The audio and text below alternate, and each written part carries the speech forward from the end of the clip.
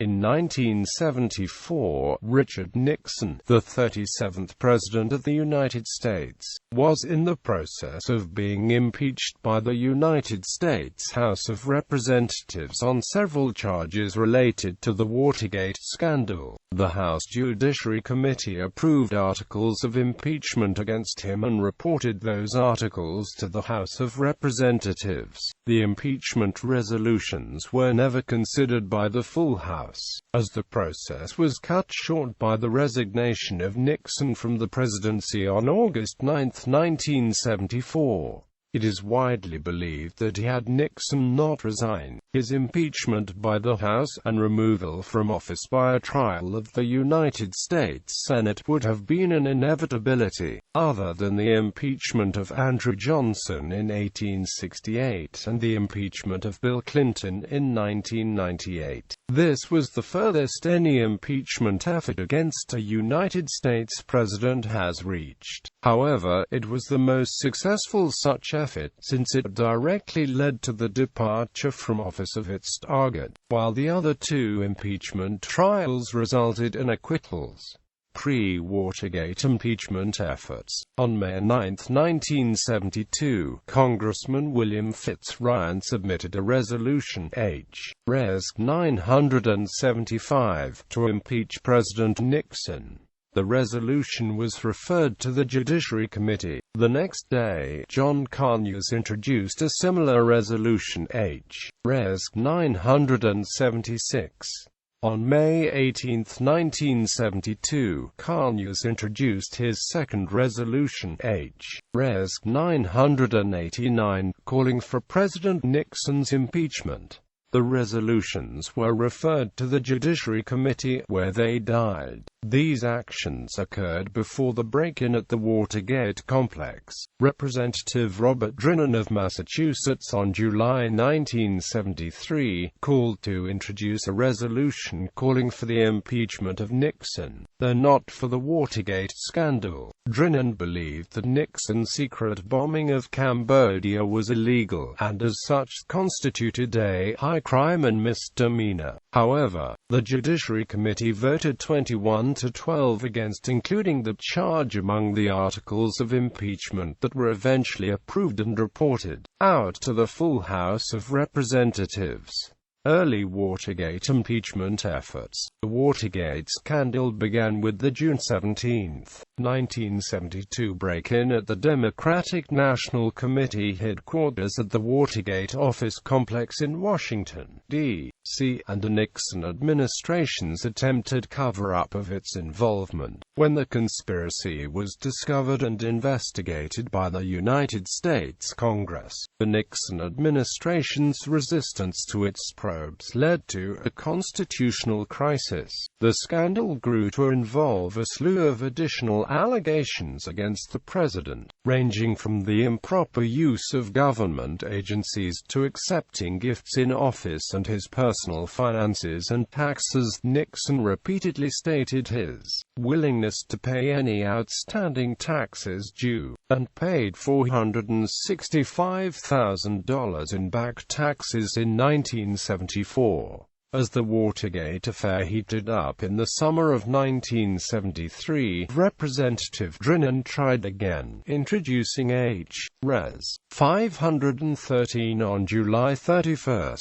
The resolution was referred to the Judiciary Committee, which at the time did not really want to get involved with such a wrenching process. As the Watergate saga unfolded, the ACLU became the first national organization to call for Nixon's impeachment. Civil rights attorney Charles Morgan, Jr. was involved in the ACLU's effort to have President Nixon impeached from office. In fact, he led the effort. This following a resolution opposing the Vietnam War was controversial as it was the second major decision that caused critics of the ACLU, particularly conservatives, to claim that the ACLU had evolved into a liberal political organization. After Nixon fired Watergate Special Prosecutor Archibald Cox in what has been called the Saturday Night Massacre of October 20, 1973, however, momentum towards impeachment grew rapidly. On October 23, 1973, a landslide of resolutions calling for impeachment investigations,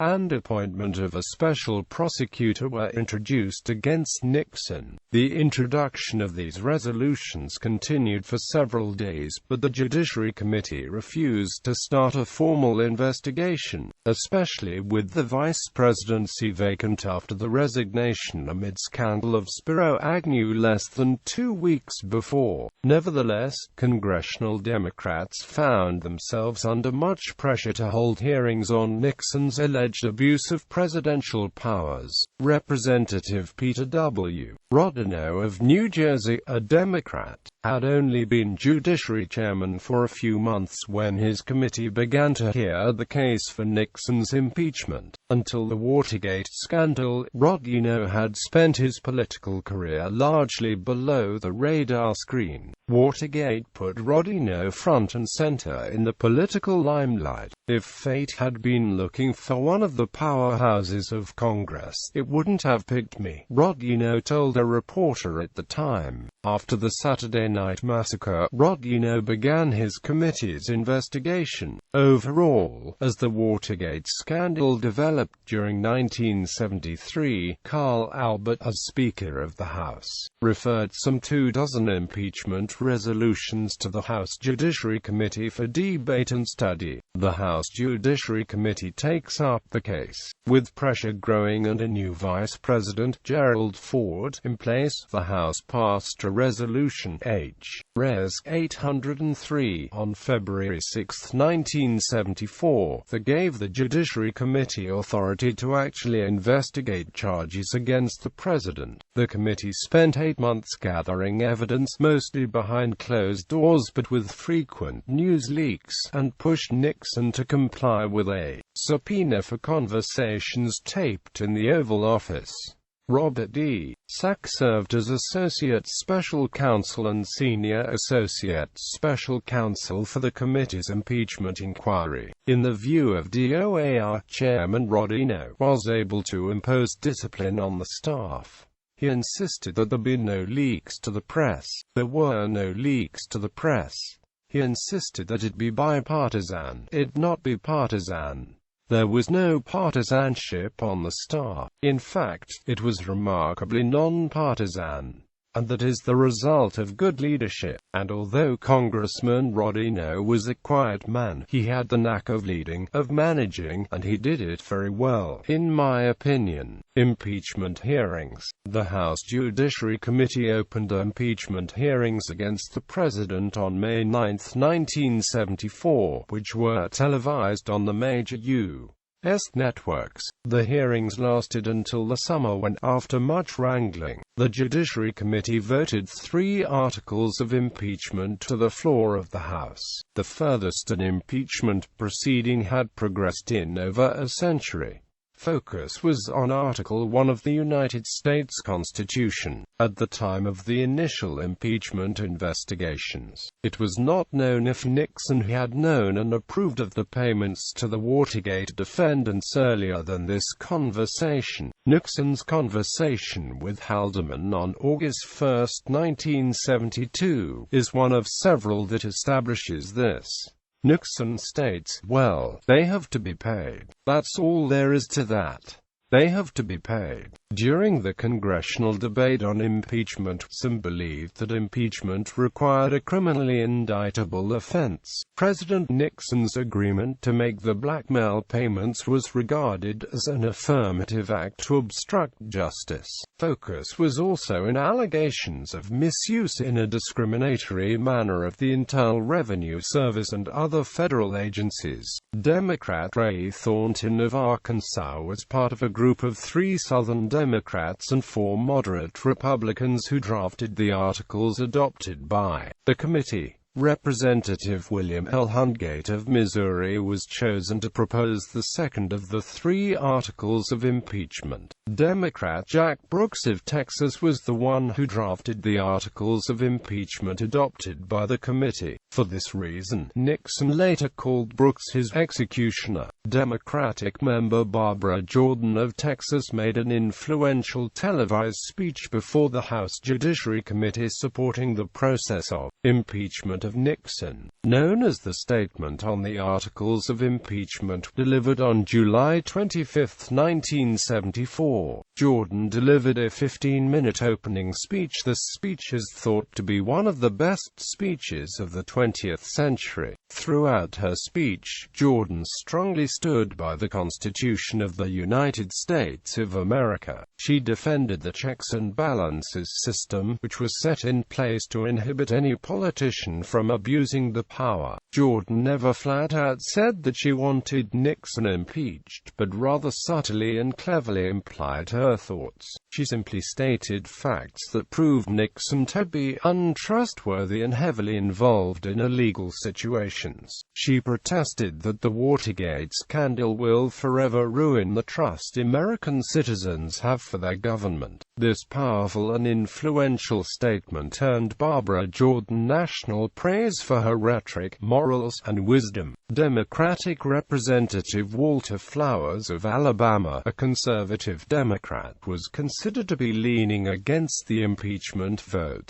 After a long struggle which caused an ulcer to recur, Flowers indicated he would vote for impeachment. The congressman said, "I felt that if we didn't impeach, we'd just ingrain and stamp in our highest office a standard of conduct that's just unacceptable." Coming from a state which had supported Nixon in 1972, he was seen as influential even with some Republicans. He told the undecided Republicans on the committee, "This is something we just cannot walk away from. It happened, and now we've got to deal with it." Representative Elizabeth Haltisman of New York, a young Democrat, also drew national media attention as a member of the committee. As a member of the Judiciary Committee, Drinnan also played an integral role in the congressional investigation of Nixon administration misdeeds and crimes.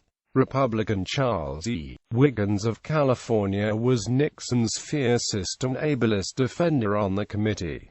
Republican Charles W. Sandman, Jr. of New Jersey defended Nixon almost throughout the proceedings. At one point during the hearings, Sandman angrily told his New Jersey colleague on the committee, Chairman Rodino, "Please, let us not bore the American public. You have your 27 votes," referring to the 27 affirmative votes for the first article of impeachment against Nixon.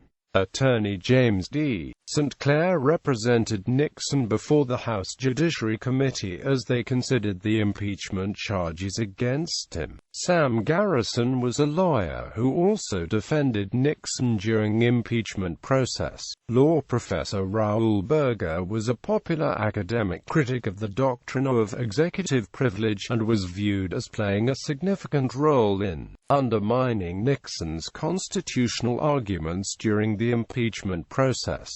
These hearings culminated in votes for impeachment. Is the Judiciary Committee prepared for the vote? Rodino said, "We have deliberated. We have been patient. We have been fair. Now the American people, the House of Representatives and the Constitution and the whole history of our republic demand that we make up our minds." Articles of impeachment. The committee, with 6 Republicans joining the Democratic majority, passed 3 of the 5 proposed articles of impeachment. On July 27, 1974, the House Judiciary Committee voted 27 to 11 to recommend the first article of impeachment against the President, obstruction of justice. The House then recommended the second article, abuse of power, on July 29, 1974. The next day, on July 30, 1974, the House recommended the third article, contempt of Congress.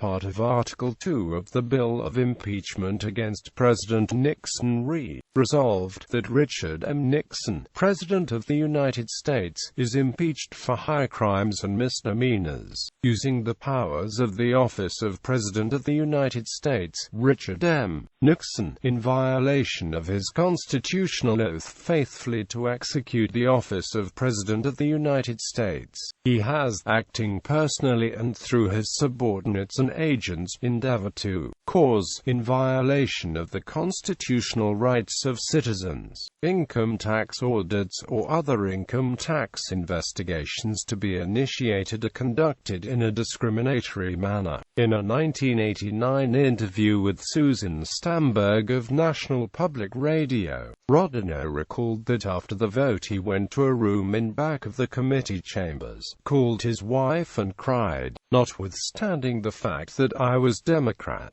notwithstanding the fact that there were many who thought that Rodino wanted to bring down a president as a Democrat. You know, he was our president, and this is our system that was being tested. And here was a man who had achieved the highest office that anyone could gift him with, you know, and you're bringing down the presidency of the United States. And it was a sad commentary on our whole history and, of course, on Richard Nixon. The committee voted 21-12 against including the administration's falsification of records concerning the secret bombing of Cambodia in the articles of impeachment leveled against President Nixon.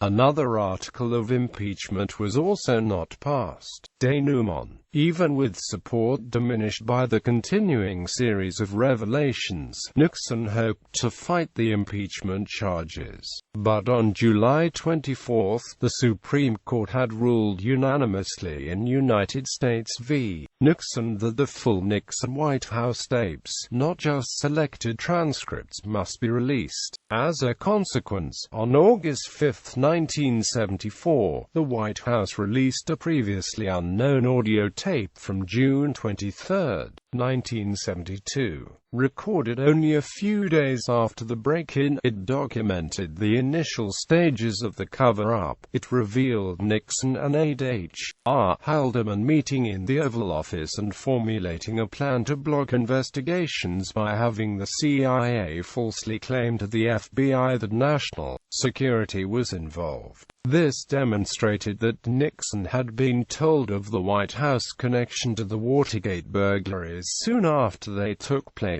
and had approved plans to thwart the investigation. In a statement accompanying the release of what became known as the smoking gun tape, Nixon accepted blame for misleading the country about when he had been told of White House involvement, stating that he had a lapse of memory. The release of the smoking gun tape destroyed Nixon politically. The 10 congressmen who voted against all 3 articles of impeachment in the House Judiciary Committee announced they would all support impeachment when the vote was taken in the full House. Representative Wiggins, in particular, dropped his support for Nixon after the revelation of this tape. Wiggins said, however, he would still oppose some of the past articles that were not affected by the new revelation. Sandman announced that he too would vote for impeachment on the House floor after the release of the transcript, as did all of the Republicans who had voted against the articles in committee. On the night of August 7, 1974, Senators Barry Goldwater and Hugh Scott and Congressman John Jacob Rhodes met with Nixon in the Oval Office and told him that his support in Congress had all but disappeared. Rhodes told Nixon that he would face certain impeachment when the articles came up for vote in the full House. Goldwater and Scott told the president that there were not only enough votes in the Senate to convict him, but that no more than 15 senators were willing to vote for acquittal, far fewer than the 34 he needed to avoid removal from office. Realizing that he had no chance of staying in power, Nixon decided to go out on his own, and so with impeachment and removal by the Senate all but certain, on August 9, 1974, Nixon became the first president to resign. Aftermath. With President Nixon's resignation, Congress dropped its impeachment proceedings. On August 20, 1974, the House authorized the printing of the committee report H. Rept. 93-1305, which included the text of the resolution impeaching President Nixon and set forth articles of impeachment against him. Criminal prosecution was still a possibility both on the federal and state level. Nixon was succeeded by Vice President Gerald Ford as president, who on September 8, 1974, issued a full and unconditional pardon of Nixon, immunizing him from prosecution for any crimes he had committed or may have committed or taken part in as president. Nixon proclaimed his innocence until his death in 1994. In his official response to the pardon, he said that he was wrong in not acting more decisively and more forthrightly in dealing with Watergate, particularly when it reached the stage of judicial proceedings and grew from a political scandal into a national tragedy. The legacy of several of the House Judiciary Committee members was affected by the impeachment process. Rodino's 40-year career in the House would become mostly remembered in a positive light for his role during the impeachment hearings. Jordan's eloquence on the committee enhanced her national reputation, and in 1975, she was appointed by Albert to the Democratic Steering and Policy Committee. Jordan was mentioned as a possible running mate to presidential nominee Jimmy Carter. She instead delivered the keynote address at the 1976 Democratic National Convention, the first African-American woman to do so. Wiggins's advocacy for Nixon almost cost him re-election in 1974. He was re-elected one more time before retiring from Congress. Sandman's reputation was severely tarnished by his performance in the televised hearings. He was soundly defeated by Democrat William J. Hughes, his opponent in 1974.